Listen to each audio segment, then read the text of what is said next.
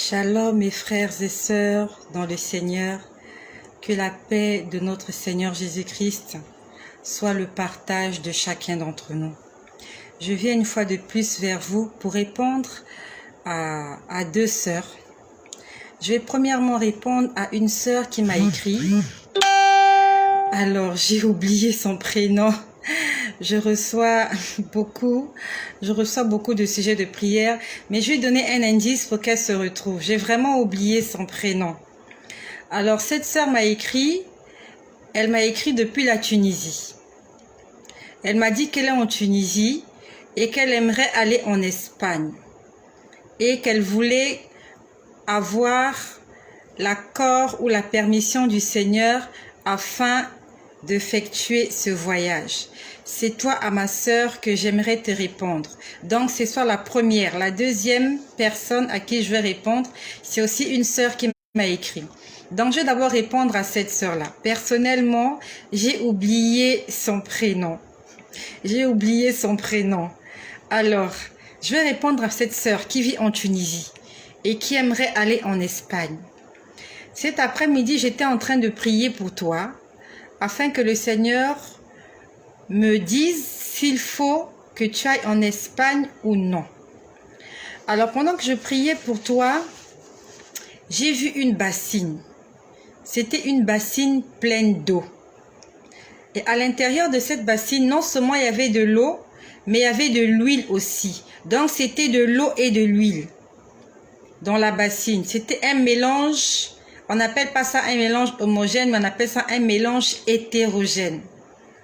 Parce que l'eau et l'huile ne peuvent pas se mettre ensemble. Donc, on appelle ça, c'est un mélange hétérogène d'eau et d'huile. Mais c'était une grande bassine remplie d'eau et d'huile. Donc, c'était ce mélange hétérogène. Puis, j'ai vu deux petites bouteilles. Bon, on va dire pas peut-être bouteilles, on va dire deux bouteilles moyennes. C'était des bouteilles cassables. Donc, il y avait une main qui mettait les deux bouteilles. Je prends l'exemple. Je vais prendre l'exemple. Là, j'ai deux bouteilles. J'ai deux bouteilles. Et je fais un dessin de ce à quoi ressemblaient ces bouteilles.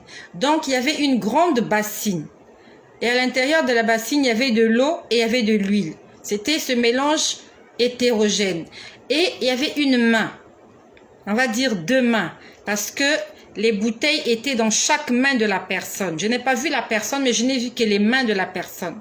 La personne faisait entrer les bouteilles dans la bassine et les sortait. Et quand elle les sortait, les bouteilles étaient remplies, n'étaient pas pleinement remplies. Puis il renversait l'eau. Il refaisait encore le même geste. Donc, il met l'eau dans les bouteilles. C'est des bouteilles cassables. Là, ce sont des bouteilles en plastique que j'ai. Mais moi, je voyais des bouteilles cassables. Des bouteilles transparentes cassables. Donc, il prenait les deux bouteilles. Il les mettait dans la bassine. Elles étaient remplies, pas jusqu'en haut. Puis après, l'eau disparaissait. En fait, on renversait. On ne faisait que faire le geste là. On met les bouteilles. Elles ne sont pas pleines. On renverse. On met, elles ne sont pas pleines et on renverse. Et ma sœur, vraiment j'ai oublié ton nom, tu vas m'excuser. Voilà les deux formes de bouteilles que j'ai vues. Elles étaient comme ça. Elles n'étaient pas identiques, les bouteilles. Donc il y a une bouteille qui était plus grande que l'autre. Donc l'eau s'arrêtait jusque là. Et l'autre bouteille aussi, pareil. Ça avait une forme un peu différente. Je ne suis pas très bonne dessinatrice. Donc voilà. Donc l'autre bouteille, l'eau aussi s'arrêtait jusqu'à ce niveau. Et on faisait ce geste. Ce geste était répétitif. On les remplissait. On ne va pas dire je les remplis. Non, pas remplir. On mettait l'eau à l'intérieur et l'eau se renversait. Et on mettait l'eau et l'eau se renversait. Et l'eau n'était jamais pleine. La bouteille n'était jamais pleine. Et pendant que je vous parle, le Seigneur me dit fiole. Ces bouteilles s'appellent des fioles. J'aimerais demander à ma sœur, avec qui vis-tu en Tunisie là-bas? Parce qu'on m'a montré deux bouteilles. Tu n'es pas seule. Vous êtes deux. Est-ce que tu as un frère ou une sœur, parce qu'on m'a montré 2 personnes, ou alors tu vis avec quelqu'un. J'aimerais que tu me répondes inbox avec qui tu vis en Tunisie actuellement. Et quand tu aimerais aller en Espagne, avec qui tu entreprends vivre, parce qu'on m'a montré 2 personnes qui sont non seulement, par expérience, je sais que l'eau c'est la vie. Quand je vois l'eau, je vois la vie. Et quand je vois la vie, je vois le Seigneur Jésus-Christ. Et quand je vois l'huile, je sais qu'on parle du Saint-Esprit. Donc il y avait le mélange de l'eau et de l'huile. Donc la vie, Jésus et le Saint-Esprit. Sauf que vous n'étiez jamais remplis. Donc c'est comme si, j'aimerais que tu me parles de ton état spirituel actuel. Quand je priais pour toi, je demandais au Seigneur de me dire s'il fallait que tu ailles en Espagne. Le Seigneur ne m'a pas répondu s'il faut que tu ailles ou pas en Espagne. Il m'a parlé de ton état d'âme d'abord. Il est écrit dans le livre de Marc, « À quoi sert-il à un homme de gagner le monde s'il perd son âme ?» Il est écrit dans le livre de Matthieu, chapitre 6, verset 33, « Cherchez premièrement le royaume des cieux et la justice, et tout ce dont vous aurez besoin vous sera donné en retour. » Le Seigneur tient d'abord à la relation que tu as avec lui. Il va me répondre. Je vais continuer à prier afin qu'il me dise s'il faut que tu ailles en Espagne ou pas. Mais d'après ce que j'ai compris, le Seigneur veut d'abord mettre de l'ordre dans votre relation. Ta relation avec le Seigneur n'est pas parfaite. Souvent, tu as une vie de prière, après tu te relâches. Après tu te vides, tu te relâches même pas, tu te vides. Et vous êtes 2. Tu te vides complètement. Après, tu mets encore de l'eau et de l'huile. Et tu vides. Et encore. Le Seigneur nous dit, ne vous enivrez pas de vin, mais soyez au contraire remplis du Saint-Esprit. La Bible nous dit d'être remplis. Le vase ne doit pas être de moitié rempli. La fiole ne doit pas être de moitié remplie. Elle doit être remplie totalement. Le Seigneur veut que tu sois rempli totalement de sa présence avant d'entreprendre quoi que ce soit. Il veut que ta relation avec lui soit parfaite. Tu vas peut-être être déçu de la réponse que je te donne. Mais je ne viendrai pas te dire quelque chose pour te faire plaisir. Je ne viendrai pas dire quelque chose que Dieu ne m'a pas dit. Je viens ici répéter ce que le Seigneur me montre et me dit. Le Seigneur ne m'a pas parlé de ton voyage. Il m'a parlé de ta relation avec lui. Ça veut dire que actuellement pour lui, l'essentiel et le plus important, c'est d'abord la relation que tu as avec ton Dieu avant de passer à autre chose. Mais cela n'empêche, je vais continuer à prier pour toi afin que le Seigneur me dise s'il faut que tu voyages ou pas. Ça, c'était pour ma sœur. Excuse-moi, ma sœur, j'ai oublié ton nom. Mais je sais que tu vas te retrouver. Tu es en Tunisie et tu aimerais aller en Espagne. Puis après, je vais continuer avec ma sœur Esther. Ma sœur Esther qui nous a dit que sa maman est malade. Et je prie de tout cœur que le Seigneur puisse guérir ta maman. Qu'elle puisse reprendre les fonctions de tous ses membres. Qu'elle puisse se lever et qu'elle puisse marcher. Non seulement qu'elle se lève, qu'elle marche, mais qu'elle puisse être au service du Seigneur. Tu m'as dit que ta maman était à l'église catholique. Le Seigneur m'a demandé de revenir te parler et de te dire ceci, que tu dois transmettre à ta maman. Toi, je ne sais pas où est-ce que tu pries. Le Seigneur ne m'a pas parlé de toi, il m'a parlé de ta maman. Et j'aimerais que toi aussi que tu me dises où est-ce que tu pries. Est-ce que tu es né de nouveau? Est-ce que tu es baptisé par immersion? Et quelle est ta relation avec le Seigneur? Mais il m'a parlé de ta maman. Toujours dans le livre d'Exode, c'est ce que le Seigneur nous a dit hier. Quand je priais pour ta maman, il a donné Exode 20. Exode 20 au verset 3, là où il est écrit « Tu n'auras pas d'autre Dieu devant ma face ». Je ne sais pas si tu pourras avoir un dialogue normal avec ta maman suite à son état de santé. Mais j'aimerais quand même donner ce partage-là qui va édifier plusieurs personnes.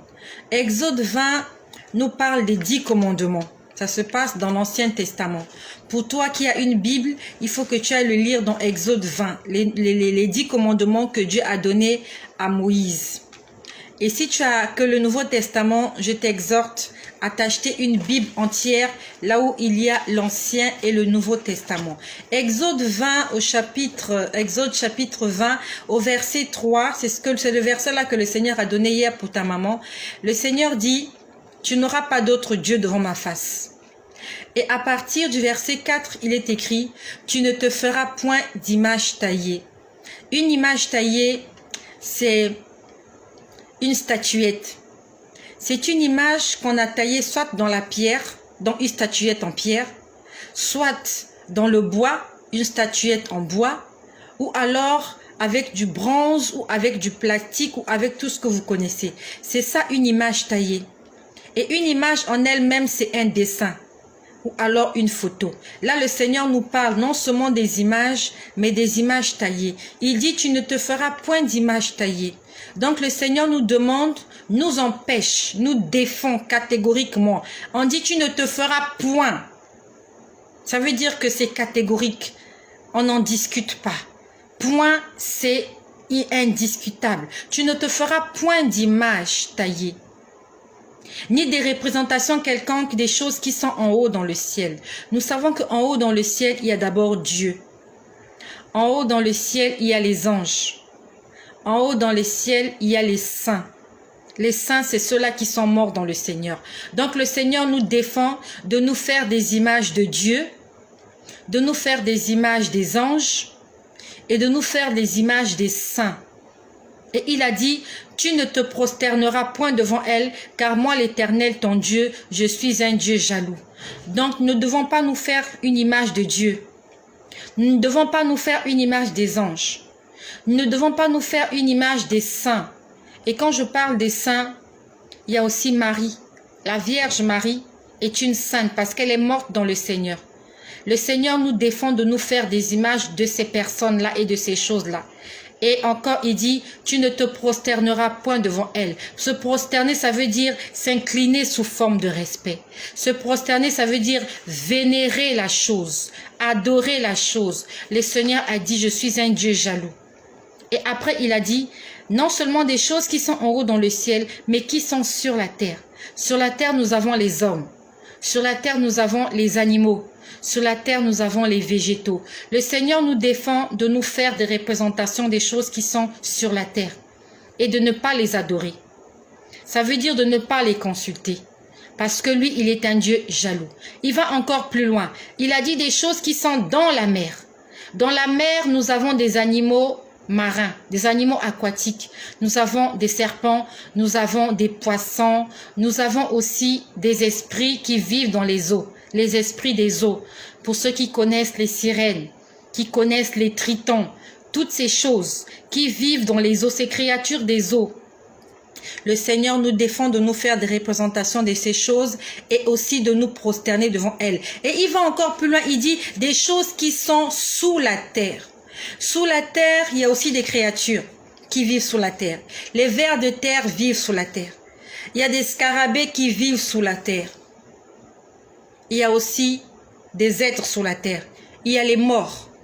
Nos morts, nos parents qui sont morts, quand on va les enterrer, on les ensevelit, on les met sous la terre. Le Seigneur nous empêche de nous faire des images de ces choses et pire encore, de les adorer. De se prosterner devant elles et de leur demander de l'aide. Et moi, je me rappelle, j'ai perdu mon père très jeune. Quand j'ai perdu mon père, j'avais 9 ans. Et à la maison chez nous, il y avait une grande image de notre père, une photo portrait. Et quand je voyais cette photo, j'avais l'impression qu'il était tellement vivant. Et souvent, je me mettais en face de cette photo, je lui parlais. Je parlais à cette photo, je lui disais: papa, pourquoi tu es mort? Pourquoi tu nous as laissés? Regarde comment on souffre depuis que tu es parti. Et je demandais de l'aide à mon père biologique. Je priais mon père, j'étais âgée de 9 ans. Je ne connaissais pas la parole de Dieu, mais j'étais en train d'idolâtrer mon père. Au lieu que je demande du secours à l'Éternel, à Dieu.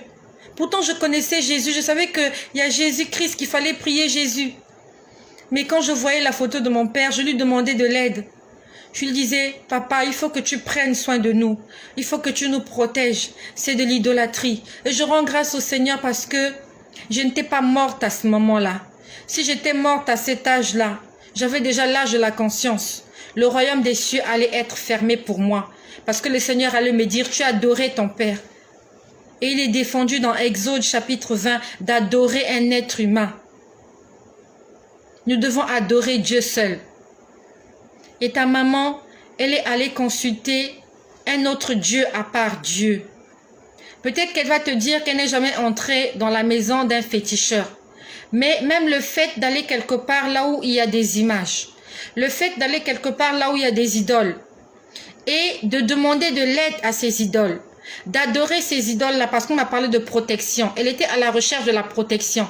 C'est sûr qu'elle se sentait en insécurité. Dans toutes les familles, il y a de la sorcellerie, beaucoup plus même dans la famille africaine. Il y a toujours de la sorcellerie, il y a toujours de la persécution. Peut-être qu'elle est allée, pas forcément chez des marabouts ou des féticheurs, mais elle est allée vers des images, vers des photos. Peut-être qu'elle a invoqué les esprits des morts. Parce que je l'ai vu et il parlait de protection. Ils sont allés chercher la protection quelque part. Au lieu de demander au Seigneur de les protéger, ils ont demandé à d'autres entités de les protéger. Ça peut être les saints. Elle a peut-être demandé la protection auprès de Marie. Marie est une sainte. Et le Seigneur nous défend d'adorer des choses qui sont au ciel en dehors de lui. Le Seigneur nous défend d'adorer Marie. Il nous défend d'adorer les anges. Il nous défend d'adorer les créatures, telles qu'elles soient, qui qu'elles soient. Le Seigneur nous empêche de les adorer. Dieu est un esprit suprême. Dieu est le créateur de toutes choses. Dieu est celui-là qui est doté de la supériorité extrême et qui mérite la louange et l'adoration de ce peuple. Dieu est celui-là qui a le pouvoir de vie et de mort sur toute la création. Et c'est lui que nous devons adorer. Marie a été créée par Dieu. Marie n'a rien créé. Marie était juste une femme par qui le Seigneur Jésus devait naître. Marie n'a rien créé. Les apôtres n'ont rien créé. Ils ont fait des miracles. Mais ils n'ont jamais demandé qu'on les adore. Les apôtres ne se sont pas fait une image de Jésus. Il n'est écrit nulle part dans la Bible où on dit qu'après la mort de Jésus, les apôtres l'ont dessiné et ont commencé à le vénérer. Nous devons être les modèles. Nous devons être des imitateurs, des premiers chrétiens.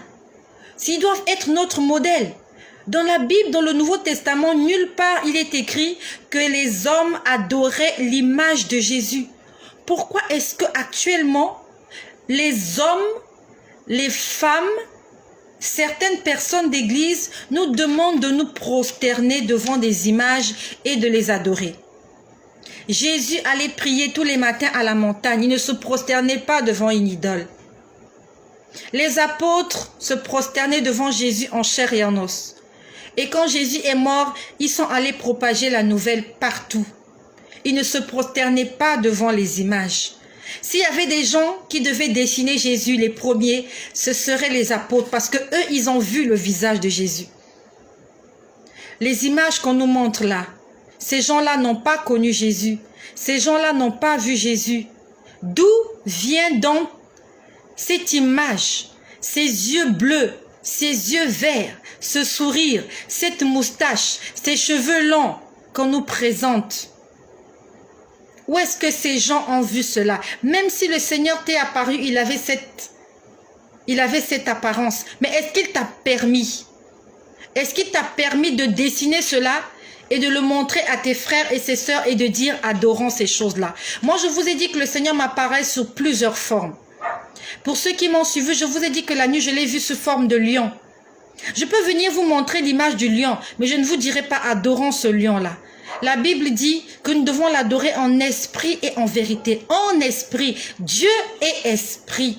Et il faut que ceux qui l'adorent en esprit et en vérité. Si tu n'adores pas Dieu en esprit, alors tu es un idolâtre. Et 1 Corinthiens chapitre 6, à partir du verset 9, nous dit « Aucun injuste, Aucun idolâtre n'héritera le royaume des cieux. Qui que tu sois un homme de Dieu doté de capacités surnaturelles, que tu puisses faire tomber la foudre du ciel, que tu ressuscites les morts, si tu te prosternes devant les idoles, alors tu es en train de désobéir aux 10 commandements, à l'un des 10 commandements, dans Exode 20 qui dit, tu ne te prosterneras point devant elle. Le Seigneur a parlé à ma sœur. Jésus-Christ a dit, je suis la porte. Il a dit, je suis la porte. Si quelqu'un entre par moi, il sera sauvé. Jésus est la porte. Il n'y a qu'une seule porte, il n'y en a pas plusieurs. Une seule. Dans le livre de Jean, au chapitre 14, verset 6, il dit, je suis le chemin. Je suis le chemin. Je suis la vérité et je suis la vie. Nul ne vient au Père que par moi. Si tu veux aller au ciel, tu dois passer par la porte. Et la porte du ciel, c'est Jésus. Si tu passes par une autre porte, si tu prononces un autre nom, en dehors du nom de Jésus, tu n'iras pas au ciel. Je vous ai fait un chemin. Voici le ciel. Voici le chemin qui mène au ciel. Il s'appelle Jésus. Et la porte est là. Il est là. La porte est là. Elle est là. La porte, c'est Jésus. Et il a dit, je suis le chemin. Je suis la vérité. Et je suis la vie. Nul ne vient au Père. Le Père est là. Il a dit, personne n'ira au Père s'il ne passe pas par moi. Toi, tu es là. Je suis là. Nous sommes tous là. Nous avons le chemin en face de nous, Jésus. Et nous avons d'autres chemins qui sont là. Nous avons nos grands-parents. Nous avons la tradition. Nous avons les idoles. Nous avons la philosophie. Nous avons les images taillées. Nous avons les anges. Nous avons les démons. Nous avons la créature. Nous avons les saints. Tous ces gens-là vont nous amener à la perdition. Si nous prenons un autre chemin, en dehors de Jésus-Christ, nous allons être perdus. Le seul chemin qui conduit au Père dans le ciel, c'est Jésus-Christ. Si tu prononces le nom de quelqu'un d'autre dans tes prières, même si tu prononces Saint Michel Archange, oui, Saint Michel Archange est le maître, il est on va dire, il est le chef de l'armée céleste. Mais il n'est pas notre Dieu. Saint Michel Archange n'a pas donné sa vie à la croix pour que toi et moi nous soyons sauvés. Il n'y a qu'un seul, un seul, qui a accepté de souffrir, qui a été crucifié, qui est mort, qui a porté nos souffrances, nos infirmités, notre malédiction. Marie n'a pas souffert pour toi et moi. Les apôtres n'ont pas souffert pour toi et moi. Les anges n'ont pas souffert pour toi et moi. Un seul est mort à la croix. Un seul a payé de sa vie. Il s'appelle Jésus-Christ. Je rends grâce au Seigneur pour ces révélations qu'il nous fait. Toi qui m'écoutes, si tu as des images de quoi que ce soit que tu adores dans ta maison, que ce soit les images de tes défunts, d'un parent qui était décédé, que tu appelles dans tes prières, il faut que tu arrêtes cela. C'est de l'idolâtrie. Je vous ai dit que je priais mon père et je ne me rendais même pas compte que j'étais en train d'idolâtrer mon père qui était décédé. Arrête d'appeler les gens qui sont morts à ton secours. Il n'y a que Dieu qui peut venir à notre secours. Ces gens-là que nous appelons à notre secours, ils ont rencontré la mort. Ils n'ont pas pu vaincre la mort. La mort les a terrassés. Ils ont été frappés par la mort. Ils sont morts et enterrés. Comment peuvent-ils venir nous aider? Comment peuvent-ils nous arracher de la mort alors que eux-mêmes, ils ont été malaxés par la mort? Ils ont été criblés comme du froment par la mort. La mort les a broyés. Ils n'ont pas pu lutter contre la mort. Et même s'ils ont lutté, ils n'ont pas gagné la bataille. Comment pourront-ils nous sauver de la mort? Un seul a vaincu la mort. Il s'appelle Jésus-Christ. Les hommes l'ont tué. On l'a enseveli.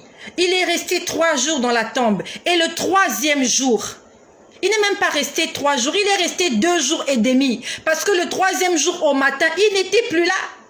Il est resté 2 jours. La terre n'a pas pu le contenir. La terre n'a pas pu le supporter 2 jours. La terre tremblait. La terre bougeait. La terre était remuée dans tous les sens. Dans le monde spirituel, il y avait une effervescence. Il ne pouvait pas le garder sur la terre. Sinon, la terre aurait explosé. Il fallait que la terre le vomisse. Et il est sorti victorieux. Afin de te prouver, toi et moi, qu'il n'y a qu'un seul qui peut nous délivrer de la mort. Jésus-Christ. Ce n'est pas moi qui l'ai écrit, c'est la Bible. Alors si tu crois en la Bible, mets-la en pratique. Les hommes peuvent nous tromper. La nature peut nous tromper. Dieu ne nous trompera jamais. Et c'est cette Bible qui va te juger au dernier jour. Ce n'est pas ton pasteur qui va te juger. Ce n'est pas ton dirigeant spirituel qui va te juger. Ce n'est pas le prêtre qui va te juger. Ce n'est pas moi qui vais te juger. Ce n'est pas un prophète ou une prophétesse. Ce n'est pas une idole qui va te juger. Mais c'est Dieu qui va te juger au moyen de sa parole. Il te dira, tu avais la Bible. Pourquoi ne la lisais-tu pas? Pourquoi t'es-tu contenté à ce que les hommes te disaient? Les hommes t'ont trompé. Tu aurais dû me consulter moi. Qu'est-ce que j'ai dit? Qu'est-ce qui est écrit là-dedans? Les prêtres seront un jour jugés. Les pasteurs seront jugés. Les diacres, les diaconesses. Le pape sera aussi jugé. Toi aussi tu seras jugé. Et personne ne viendra parler à ta place. Tu ne pourras pas accuser quelqu'un. Même si tu accuses quelqu'un, si tu as tort, alors tu devras subir la sentence accompagnée pour ta désobéissance. Dans le jardin d'Éden, Adam et Ève connaissaient les commandements du Seigneur. Ils savaient qu'il ne fallait pas manger le fruit de l'arbre qui était au milieu du jardin. Quand ils l'ont mangé, quand Dieu est venu, il a parlé à Adam. Adam a dit, la femme que tu as mise à côté de moi m'a fait goûter du fruit. Il a demandé à Ève, pourquoi as-tu fait cela? Ève a dit, le serpent m'a séduite. Dieu n'a pas demandé des comptes au serpent. Parce que le serpent, son sort était déjà connu. Il va aller dans les temps de feu. Le serpent, le diable, l'ennemi, les démons, ils sont déjà condamnés. Le Seigneur a jugé Ève et il a jugé Adam. Chacun avait sa part de responsabilité. Et toi qui as mangé, et toi qui t'es laissé séduire, tu connaissais la vérité. Le Seigneur ne jugera pas le diable à ta place. Il ne demandera pas au diable, pourquoi tu as trompé ma fille? Je vois des sœurs qui sont là connectées. Je vois Aniva qui est là. Je vois Clarisse qui est là. Je vois mon frère André qui est là. Je vois Marcel qui est là. Je vois ma sœur Marina qui est là. Le Seigneur ne demandera pas au diable, pourquoi tu as trompé mes enfants? Il ne demandera pas au prêtre, pourquoi tu as trompé mes enfants? Il ne demandera pas au pasteur, pourquoi tu as trompé mes enfants? Il te demandera, pourquoi ne m'as-tu pas cherché et demandé ma volonté? La Bible nous dit que tous les soirs, le Seigneur venait parler avec Adam et Ève. Alors qu'il connaissait que le diable, le serpent leur avait demandé de manger du fruit. Jamais il n'en avait fait part au Seigneur. Aucune fois il est écrit que Ève avait demandé au Seigneur, voilà ce que le serpent nous dit, Seigneur, qu'est-ce que tu dis à propos de cela? Elle avait caché ça dans son cœur. Est-ce qu'elle en avait parlé à Adam avant? Je ne sais pas. Moi, je ne vous parle que de ce qui est écrit dans la Bible. Dieu ne jugera pas l'un pour l'autre. Ève a été jugée. Elle a eu sa sentence, la malédiction que toutes les femmes ont aujourd'hui. Adam aussi a été jugé et il a eu sa sentence. Le serpent aussi a eu sa sentence. Donc, ceux qui ont mangé, ceux qui se sont laissés séduire et qui ont été, et celui qui a séduit, tout le monde a eu une malédiction. Tout le monde a eu sa sentence. Toi aussi, tu auras ta sentence parce que tu te laisses séduire. Au lieu de consulter la parole de Dieu, au lieu de consulter Dieu, de lui demander, Seigneur, est-ce que ce que les hommes me disent, c'est la vérité? Tu te fies à ce que les hommes disent. Tu ne vas pas chercher de toi-même. La Bible est accessible à tout le monde, sauf à ceux qui sont illettrés. Si tu es un intellectuel, tu peux lire, tu peux consulter, tu peux demander qu'est-ce que Dieu a dit à propos de cela. Tu auras des comptes à rendre au Seigneur et tu ne diras pas au Seigneur que c'est l'homme de Dieu qui m'avait trompé. Soyez bénis chez vous. J'aimerais déclarer des paroles de bénédiction à toutes les personnes qui ont fait des commentaires. Ma sœur Marina Fouti, sois bénie au nom de Jésus. Je prie que le Seigneur Jésus puisse te remplir de ses grâces, de tes bénédictions et que le salut soit ton partage. Je bénis ma sœur Annie Vamwanza qui est là. Je bénis ma sœur Marcel de Leslie. Alors j'espère que ça va défiler. Je bénis mon frère André Lalas. Je bénis ma sœur Clarisse Polici. Je bénis toutes les personnes qui ont intervenu. Que la grâce du Seigneur nous accompagne. Nous sommes là pour nous édifier, pour nous fortifier, afin d'hériter le royaume des cieux. Il y a quelqu'un qui va mourir ce soir. Il faut que tu fasses ce partage-là. Peut-être qu'il adore les idoles aussi. Peut-être qu'il se prosterne devant les statuettes. Peut-être qu'il invoque les esprits des morts, des défunts, l'esprit de son père, de sa mère, de ses frères, de ses sœurs, l'esprit de ses enfants qui est décédé.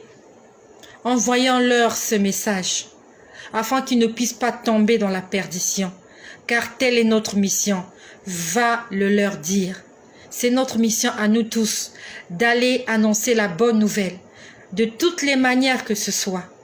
Partageons ce message, parce qu'il y a des gens qui sont perdus, qui se sont laissés tromper et qui ont besoin d'entendre ça pour être sauvés. Que le nom de Jésus-Christ soit glorifié.